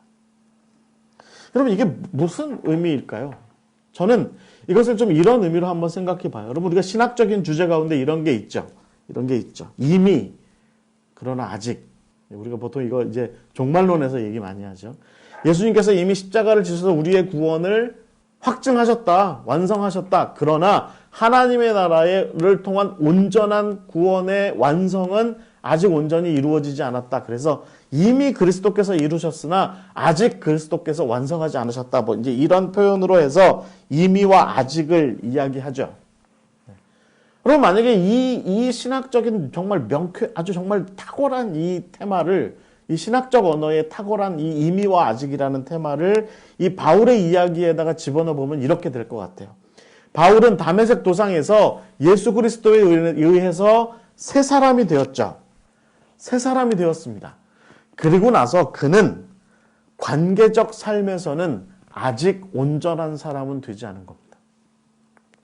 하나님의 나라에 합당한 삶으로서 관계적 삶으로 이렇게 비춰보면 그는 아직 온전한 사람은 되지 않은 겁니다. 그래서 관계적 온전함, 하나님의 나라의 삶에 어울리는 그 관계적 온전함으로 나아가기 위한 그 길이 아직 바울에게 과제로 이렇게 남아있다라고 하는 거죠. 저는 제가 이 이야기를 정리하면서 아멘 했어요. 아멘. 왜냐하면 예수 그리스도께서 십자가로 나를 구원하셨어요. 그런데 저는요, 아직도 관계 가운데 온전하지 못한 모습이 너무 많이 있거든요. 저는 아직도 싸우고 화해하지 않은 사람이 있고요. 저는 아직도, 있어요. 화해 못하겠어요. 화해 못하겠어요. 진짜. 죽기 전에 하나 하려나? 안 보고 싶어요. 정말로 안 보고 싶어요.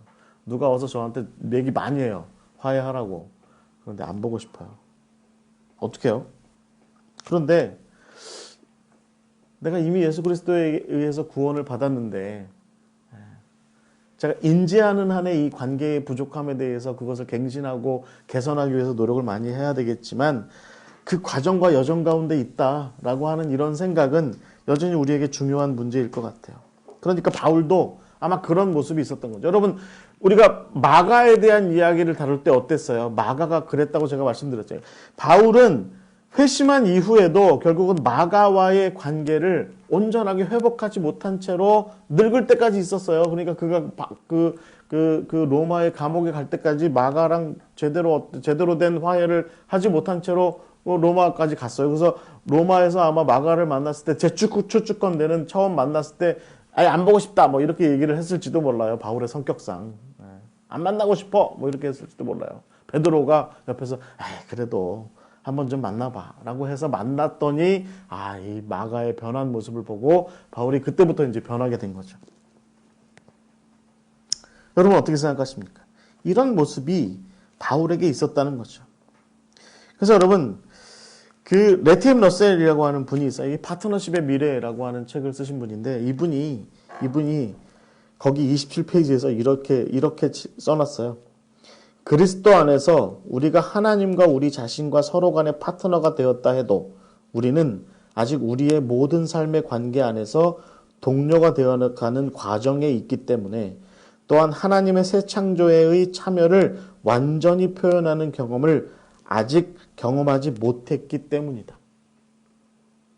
그런 거죠. 그러니까 우리는 그리스도 안에서 온전히 새로운 피조물이 되었을지라도 그렇게 해서 우리가 구현하고 우리의 삶 가운데 일구어 나가야 하는 동행하는 삶, 함께하는 삶, 동역하는 삶, 정말 이상적으로 동역하는 삶의 그 모습을 완전하게 표현하는 경험을 아직 온전히 경험하지 못했다. 그것이 사실 우리의 솔직한 모습이다라는 것이죠. 바울은 결국은 그의 동역하는 내내 그 이방인들을 위한 사역이 발생되는 동역의 길 내내 결국은 이런 과정 속에 있었던 것 같아요. 바울도 우리와 성정이 동일한 한 인간이라고 보게 된다면 그도 역시 이런 과정에 있었다라고 이렇게 볼 수 있을 것 같습니다. 자, 그럼에도 불구하고 저는 이제 바울이 동역 관계를 형성했던 우리가 지난번 이제 9가지의 이야기, 9가지의 동역자들의 이야기들을 함께 나누면서 나름대로 그래도 교훈을 좀 정리해 볼 수 있지 않겠냐라는 생각을 좀 가져보고 그 교훈을 3가지로 정리를 좀 해봤습니다. 첫 번째는 바울의 동역은 동질의 공동체로 수렴하는 여정이었습니다. 동질의 공동체로 수렴하는 여정. 여러분, 이 바울이 에베소서 2장 19절에 이야기한 하나님의 권속, 하나님의 권속이라고 하는 이 부분을 이야기한 것이 저는 굉장히 중요하다고 봐요. 2장 19절에 보시면, 그러므로 이제부터 너희는 외인도 아니요 나그네도 아니요 오직 성도들과 동일한 시민이요 하나님의 권속이라 라고 이렇게 이야기합니다. 바울은 지금 뭘 얘기하는 거냐면 제가 빌레몬에서 다루었던 것처럼 이 바울 당대 사회의 오이코스의 개념, 페이트론과 클리엔스의 개념, 그러니까 말하자면 후견인과 피후견인, 그 다음에 오이코스, 그러니까 패밀리, 경제 정치적인 공동체 단위, 뭐 이런 것들이 중요하고 거기에서 페이트론의 역할, 말하자면 또 뭐 오이코스에서의 어떤 그 큐리어스, 그러니까 어떤 주인, 뭐 어떤 대장, 뭐 이런 역할이 그때 당대 사회의 사회적 구조에서 굉장히 중요하다고 한다면 바울은 그 개념 속에서 예수 그리스도가 주가 되는 상태로, 예수 그리스도가 큐리어스, 주님이신 상태로 자기가 전도하는 모든 이방인들, 모든 이방인의 이방의 그 사람들을, 뭐 유대인도 포함되겠지만 그 사람들을 다 예수 그리스도의 오이코스 안으로 다 집어넣는 그 일이 너무 중요했다라고 하는 겁니다. 그래서 바울의 동역 관계에서는 이 수렴의 과정, 말하자면 컨버징 하는 과정. 이렇게 모아서 두루두루 모아서 이렇게 한 테두리 안에 이렇게 있도록 만드는 컨버징 하는 과정이 이 과정이 무엇보다 중요했다는 겁니다. 그래서 바울은 그가 만난 사람들, 그가 만나는 동역했던 사람들, 그 모든 사람들이 예수 그리스도를 주로 하여서, 예수 그리스도를 페이트론으로 하여서 그 밑에서 그 오이코스 밑에, 예수 그리스도의 오이코스 밑에, 오이코이 밑에 권속, 하나님의 권속으로서 함께 참여하게 되는 그 나름대로의 역할과 자리를 잘 이렇게 맡게 되는. 그래서 여러분 고린도전서 12장에 보면 그리스도의 몸된 어떤 모습, 거기에는 어떤 사람은 어떤 목젖 같은 역할을 할 수도 있고, 어떤 사람은 코 같은 역할을 할 수도 있고, 어떤 사람은 발가락의 역할을 할 수도 있고, 어떤 사람은 발톱의 역할을 할 수도 있는 각자의 역할이 나름대로 이렇게 주어지게 되는, 그래서 안정적으로 예수 그리스도의 오이코스 안에 다 수렴되어 들어오는 그런 일들이 바울의 동역 관계에서 중요했다라고 하는 것이죠. 대표적인 게 여러분 오네시모와의 관계 한번 생각해 보세요. 오네시모가 결국에는 그러니까 빌레몬의 밑에서, 빌레몬의 오이코스 밑에서, 빌레몬의 그 패밀리 개념 밑에서 노예로 있었던 사람인데, 바울은 빌레몬한테 지금 뭐라고 얘기하는 거예요? 빌레몬, 당신은 오네시모를 용서하고 해방시키고 더 나아가서 그가 예수 그리스도를 주로 섬기는 우리 공동체 가운데 지도자의 자리에 앉을 수 있도록 잘 이렇게 좀 이끌어줬으면 좋겠어요. 라고 이렇게 얘기를 하고 있는 겁니다. 적절한 자리를 찾을 수 있도록 하는 그 일을 끊임없이 노력했던 사람이 바로 바울이었다는 겁니다. 여러분, 저는 이게 동역관계에서 정말 중요하다고 봐요. 동역관계에서. 야, 너 나랑 같이 일해. 해놓고 자리를 안 줘. 나랑 함께 일해. 그래놓고 역할을 안 줘. 그럼 그러면 그게 동역이라고 할 수 있겠습니까? 너 나랑 같이 일해. 그렇지만 넌 밥상 밑에서 밥 먹어. 그럼 그 동역관계가 아니죠. 함께 하자고 해놓고 밥상에 자리를 제공하지 않고, 함께 하자고 해놓고 자리를 주지 않고, 함께 하자고 해놓고 일거리를 주지 않으면, 그래서 그 사람으로 하여금 끊임없이 떠돌게 만들고, 그 사람으로 하여금 끊임없이 겉돌게 만들고, 그래서 결국은 떠나게 만드는, 그건 동역이라고 할 수 없습니다. 동역은 우리가 바울의 동역에서 배울 수 있는 참 첫 번째 교훈은 뭐냐면, 예수 그리스도를 큐리어스, 주님으로 하는 이 오이코스 개념 안에 그들을, 자기의 동역자들을, 자기와 함께하는 사람들을 하나님의 권속으로, 예수 그리스도의 권속으로 자리 잡게 만들어주는 그 일을 바울은 하고 있다. 그것이 바로 바울의 동역에서 우리가 배울 수 있는 첫 번째 모습이다라는 것이죠. 여러분, 그렇게 동역하세요? 제 친구가 언젠가 어느 이제 아는 목사님한테 이제 교회 좀 다니지? 하고 출석하라고 요청을 받은 거예요. 나가서 한 달, 두 달 지나서 교회를 다시 안 다니기 시작했어요. 왜냐면 갈 때마다 느끼는 건데 그림자 취급한대. 근데 그 목사님 얘기는 뭐라고 얘기하자면, 이렇게 너무 달려들면 불편해할까봐. 그랬대요. 너무 달려들면 불편해할까봐 그랬대요. 근데 이 친구는 한두 달 다녀도 누구도 자기한테 와서 인사도 안 하고, 대면하고, 나는 여기 내가 도대체 왜 오는 거야? 이런 생각하고 이제 다시 안 다니기 시작한 거예요. 그래서 제가 그 오해를 제가 중간에서 풀어드린 적이 있거든요. 풀어드린 적이 있습니다. 여러분, 그리스도의 공동체로 이끈다라고 하는 것, 나와 더불어 함께 살아가고 나와 더불어 함께 존재하고 나와 더불어 함께 동행하고 동역한다라고 하는 것은 결국은 그 사람으로 하여금 나와 맞상대할 수 있는, 나와 더불어 함께 할 수 있는 자리를 마련하고 그에게 역할을 주고 나와 더불어 함께 밥 먹을 수 있는 권리도 주고 나와 더불어 함께 길을 갈 수 있는, 어깨를 마주할 수 있는 그런 기회를 주는 일이 바로 동역이라는 겁니다. 그런 걸 좀 기억하셨으면 좋겠어요. 두 번째는 뭔가요? 두 번째는 발산의 과정이 있었다. 바울에게는. 영어 표현에 컨버징이 수렴이라고 한다면, 저희들은 영어를 안 적었는데 발산은 다이버징 한다라고 얘기합니다. 수렴이라고 하는 게 이렇게 중심으로 향해서 이렇게 모여드는 게 수렴이라고 한다면, 발산은 중심으로부터 이렇게 확장되는 것, 확산되는 것, 그것이 바로 발산이라고 한다면, 그렇다고 한다면 바울의 동역 관계에서 우리는 발산의 모습도 볼 수 있습니다.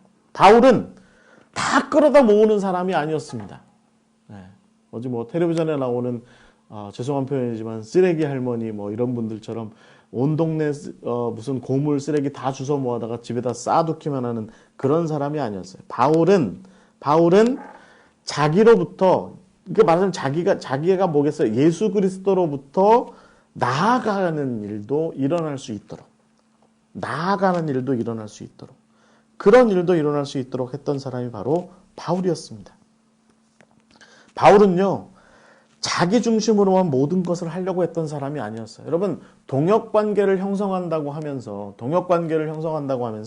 자기를 중심으로 해서 자기 주변의 모든 사람들을 줄 세우려고 하는 사람들 많이 있습니다. 그러면서 뭐라고 얘기하냐면 나만 봐 라고 하는 사람들 많이 있습니다. 그거는 여러분 동역이 아닙니다. 그건 절대로 동역이 아닙니다. 여러분이 앞으로 어떤 동행을 하시건, 여러분이 앞으로 어떤 동역을 하시건, 어떤 공동체 생활을 하시건 성서적으로 볼 줄 아셔야 돼요. 그건 뭐냐면 나만 봐 하는 존재는 그건 하나님도 아니에요. 나만 바라봐. 누가 그러죠? 얼마 전에 대통령에 나오신 분이 대통령 허경영께서 그렇게 많이 말씀하시는데, 나만 바라봐. 이거 여러분 옳지 않습니다. 연애하자고 꼬셨는데 나만 바라봐 하는 남자친구 절대로 사귀지 마십시오. 의처증 가졌을 가능성이 100%입니다. 100%예요. 똑같은 이치로 여러분 동역도 마찬가지죠. 바울도 결국은 이 동역의 관계를 나하고만 함께 있어 라고 이렇게 얘기하지 않습니다. 여러분, 바울이 감옥에 갇혀있는 동안에 디도야 나한테 와라, 이래서 디모데야 나한테 와라, 마가도 데려와라, 이런 얘기 많이 하죠. 그런 얘기 많이 하지만 그거는 바울의 육체적인 필요, 어떤 정서적인 필요에 의해서 얘기한 거지, 바울이 그렇다고 그들을 자기 죽을 자리까지, 자기가 세분수교회까지 가서 거기서 목베임 당해서 죽게 되는데 거기까지 그들을 끌고 가지 않아요. 바울은 디도가 달마디아를 넘어서 그레데로 가서 거기서 훌륭한 사역자로 서기를 바랬습니다. 바울은 디모데가 에베소에서 정말 훌륭한 사역자가 되기를 바랬습니다. 바울은 오네시모가 골로새의 빌레몬의 집을 넘어서서 거기에서부터 에베소로 가서 거기서 정말 훌륭한 사역자가 되기를 바랬습니다. 바울은 더디오가 자기 대필자로만 남아있지 않고 그만의 사역지로 나아가서, 그만의 사역지가 어디예요? 이고니움이잖아요. 이고니움으로 가서 거기에서 그만의 사역자로 우뚝 서게 되기를 바랬던 사람이 바로 바울이었습니다. 여러분, 이 모든 것이 바울의 계산으로만 이루어지지는 않아요. 사실은 바울의 계산으로만 이루어지지 않습니다. 이건 계획이나 계산이 아니에요, 여러분. 계획이나 계산으로 해서 하는 그런 발산은요, 대체적으로는 사업적으로 성공할지를 몰라요. 계획이나 계산에 의한 발산, 그러니까 그 사람을 내보내고 그 사람을 어떤 일을 하도록 이렇게 좀 외형으로 나아갈 수 있도록 하는 그런 일들을 계획이나 계산을 통해서 하게 되면요, 사업은 할 수 있습니다. 사업은 세속에서, 세상에서 사업은 할 수 있지만 그러나 여러분 사역은 안 됩니다. 예수 그리스도의 십자가를 전하고 하나님의 나라를 전하는 그 일에 관련해서는 결코 발산이 일어나지 않습니다. 여러분 이 발산은요. 이런 종류의 발산은 애틋한 아픔이 있어야 돼요. 배려 섞인 애틋한 아픔이 있어야 돼요. 난 지금 네가 나랑 같이 있었으면 좋겠는데. 왜냐하면 우리 사역에도 필요하거든. 나는 네가 우리 교회에 계속 함께 있었으면 좋겠는데. 나는 네가 저기 어디 울산이나 포항 같은 데로 취직해서 가지 말고 서울에서 취직 자리 얻어가지고 우리 교회에서 계속해서 집사되고 장로돼서 계속 사역했으면 좋겠는데. 그런 마음이 있어요. 그런 마음이 있어요. 모든 엄마다가 모든 부모님들이 자식들 결혼 안 하고 계속 있었으면 좋겠는데 한쪽에 이런 마음이 있어요. 아니에요? 이런 마음도 있어요. 그런 마음이 있는 것처럼 동일한 생각인 거죠. 그런데 디모데가 마가가 또 디도가 누가가 가겠대요. 마가가 목사님 저는 알렉산드리아로 갈 겁니다. 디모데가 아니 목사님 저 에베소에서 사역자 할 거예요. 그렇게 얘기하는 거죠. 아니 나랑 너 그냥 여기 감옥 생활 좀 같이 해주면 안 되냐? 그런 마음이 드는데 그런 마음이 굴뚝 같은데 바울은 뭐 할 수 없지. 그래 가라. 그게 하나님의 뜻인 것 같다. 그래 가라. 우리가 너의 결핍으로 인해서 우리 공동체가 지금 좀 부족해지고 연약해지고 어려워지고 힘들어질지 모르겠지만 그렇게 해서 네가 하나님의 나라의 지경을 확장할 수 있다고 한다면 가라 라고 그렇게 이야기하는 그 아픈 마음에 의한 배려가 그게 바로 발산의 시발점입니다. 발산의 시발점. 여러분 이런 것들은 계획에 의해서 이루어지지 않습니다. 이런 것들은 어떤 스키밍하는 것, 뭔가 이렇게 좀 왁구를 짜고 말이죠. 뭔가 좀 계산을 하고 계획을 짜가지고 그렇게 해서 이루어지는 일이 아니에요. 이런 일은 떠나보내는 마음이, 아픈 마음이 있는 그런 배려에 의해서 그렇게 일어나는 겁니다.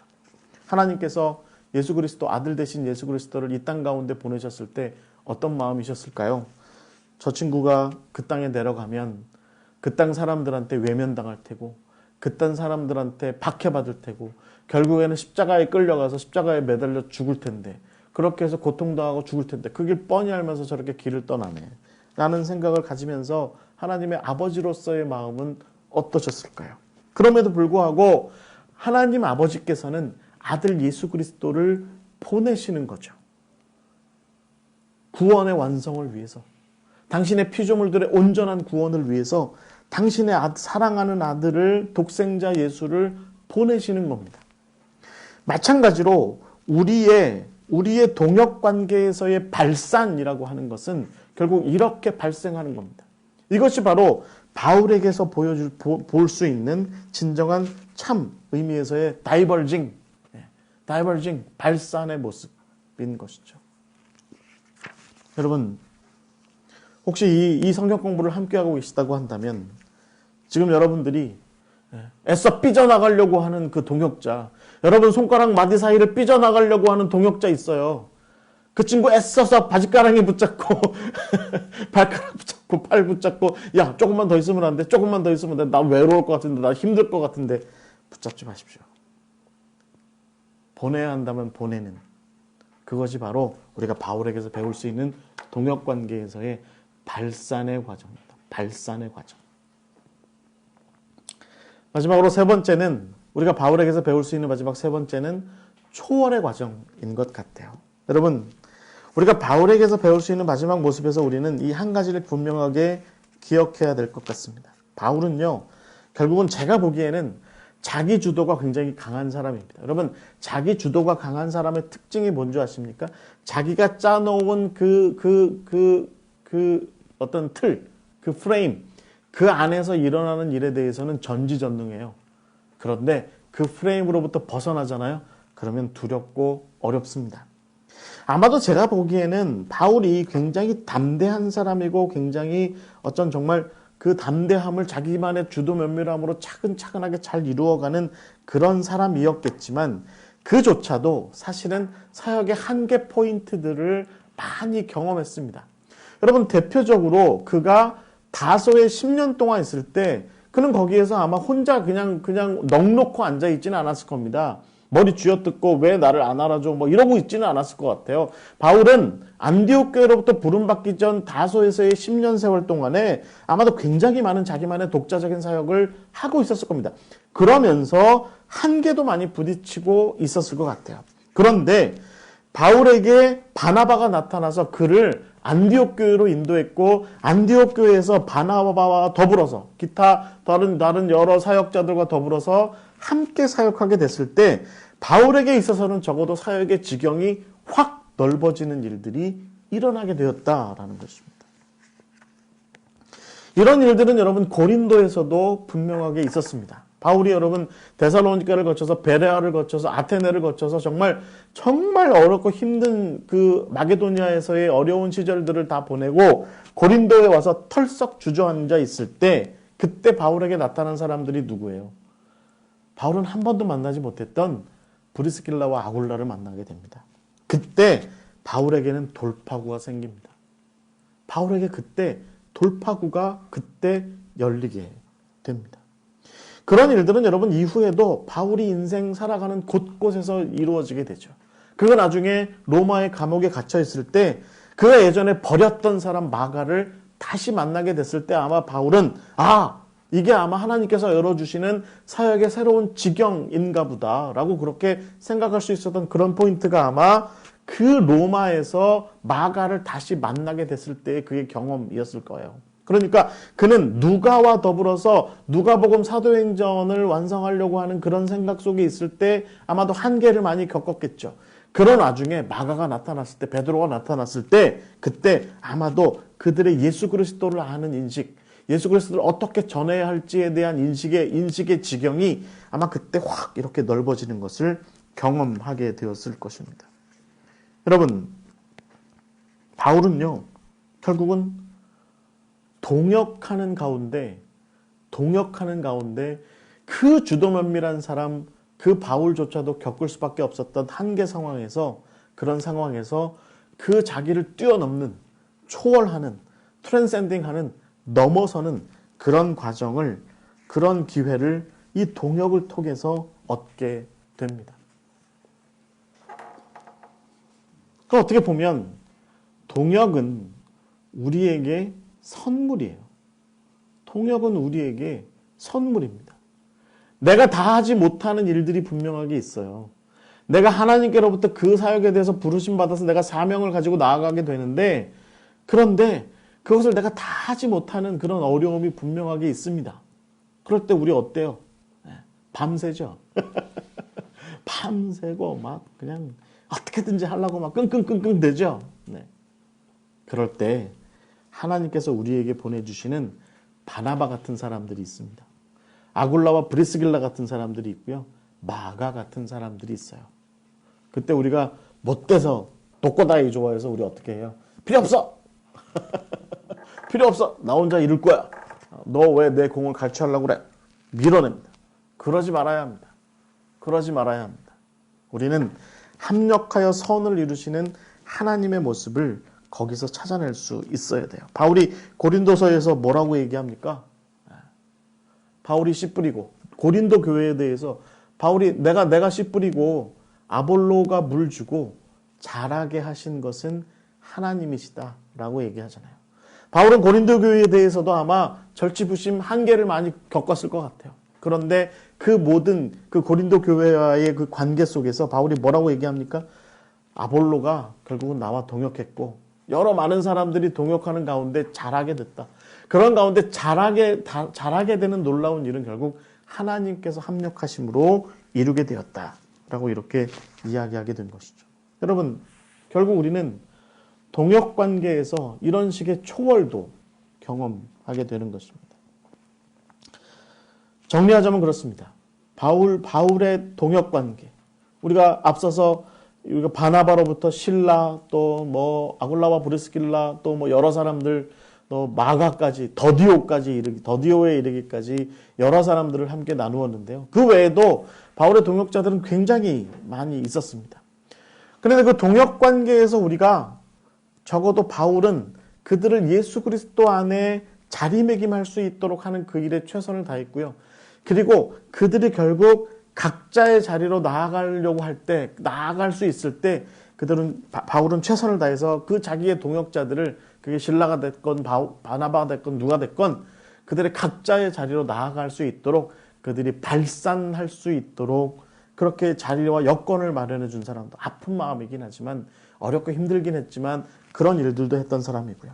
그러니 이런 모든 동역 관계 가운데에서 결국 바울은요, 자기를 넘어서는, 또 자기와 동역하는 관계조차도 넘어서는 하나님의 합력하셔서 선을 이루시는 그 초월적인 어떤 결실들, 초월적인 능력들, 초월하는 능력들도, 그런 결실들도 보게 된 것이 바로 바울의 동역 관계였던 것 같습니다. 여러분 어떻게 보십니까? 저는요, 결국은요, 이 동역의 관계라고 하는 것을 한마디로 이야기하자면 결국은 십자가의 길이다 라고 이렇게 얘기할 수 있을 것 같아요. 십자가의 길.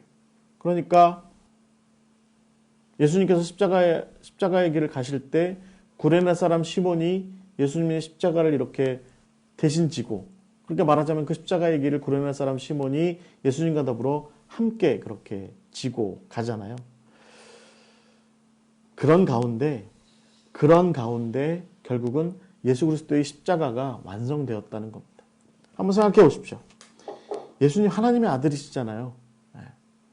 예수님 그 옆에서, 제가 성경을 이해하기로는 예수님 옆에서 따라오면서 울었던 여인들을 향해서 예수님께서, 그 예수님의 뉘앙스로 보자면 이런 겁니다. 나는 너의 울음에 필요가 없어. 울지 마. 차라리 네 아들들 때문에 울어. 왜냐면 너네 아들들은 내가 보기에 앞으로 몇십 년 지나면 큰 고통을 겪을 거야. 그러니까 너네 아들들 때문에 울어. 나 위해서는 울지 마. 라고 말씀하신 분이 예수님이거든요. 그런데 그 예수님께서 그 십자가의 길에 구레네 사람 시몬이 동행하는 것은 허락하셨어요. 하나님의 아들 예수님이 십자가의 길을 그냥 혼자 지고 가실 수도 있었겠죠. 어떻게든지 고통스러우셨겠지만, 그럼에도 불구하고 예수님께서는 구레네 사람 시몬의 동행을 허락하셨고 함께 하셨고 함께 십자가의 길을 완성하셨습니다. 가장 중요한 건 뭘까요? 우리는 우리의 사역지에서 누군가의 도움이 절실할 수 있습니다. 네. 진짜 저 사람이 와서 나를 도와줬으면 좋겠다. 또 우리는요, 우리의 사역지에서 저 사람의 도움은 난 별로 필요 없을 것 같다. 없어도 그만. 네. 없어도 그만. 이런 생각을 할 수도 있을 것 같아요. 그런데 그 모든 사람들과 더불어서 나에게 절실한 사람과도, 나에게 불필요한 사람과도 더불어 함께 하나님께서 허락하시는 안에 그 길을 걸어가는 것, 그것이 바로 십자가의 길인 것이죠. 결국은 저는 우리의 과제가 있다고 봅니다. 새로운 피조물로서 우리에게 과제가 있는데, 그게 뭐냐면 동행에 익숙해지는 겁니다. 함께 밥 먹는 일에 익숙해지는 겁니다. 함께 예배드리는 일에 익숙해지는 겁니다. 다리의 콤파스가 다른데 함께 길을 걷는 일에 익숙해지는 겁니다. 함께 일하는 것에 익숙해지는 겁니다. 함께 결실을 보고 기뻐하는 일에 익숙해지는 겁니다. 그게 바로 하나님께서 우리에게 원하시는 동역관계의 참 모습이고, 우리가 바울을 통해서 배울 수 있는 동역관계의 참 교훈이 아닐까 생각합니다. 여러분, 지금 함께 동행하시는 그분과 더불어서 가는 그 길을 어떻게든지 익숙해지려고 애쓰고 계세요? 힘쓰고 계세요? 아니면 에라이씨 관두자. 관둬. 그만둘 거야. 안 할 거야. 같이 안 갈 거야. 쉽게 그런 생각으로만 하루하루를 그렇게 살아가고 계십니까? 자, 간절히 바라기는 쉽지 않겠지만 바울처럼 동행하는 일에 익숙해지는 것, 그것조차도 사역의 일환이다.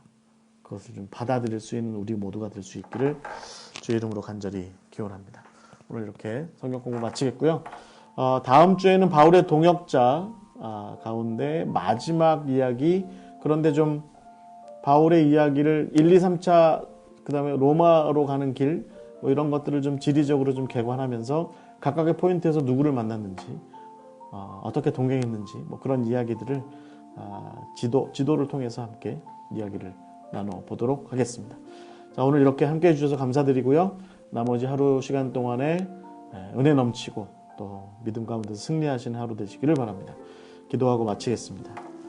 하나님 감사합니다. 오늘도 우리에게 귀한 날을 허락하여 주셔서 바울의 동역자의 이 이야기들을 함께 나눌 수 있도록 인도하심을 감사드립니다. 오늘 이제 바울의 이야기들 가운데 마지막 시간을 함께 가졌는데 주님, 이 시간 통해서 우리가 마땅히 배워야 할 것을 배우게 하시고 깨우칠 것을 깨우치게 하시고 변해야 할 것을 변하게 하시고 주님, 그래서 우리가 하나님께서 선물로 우리에게 주신 우리의 동역자들, 그들과 더불어 하나님의 나라에 이르는 그날까지 함께 동행하기를, 그 수고하기를 그치지 않도록 주여 인도하여 주시옵소서.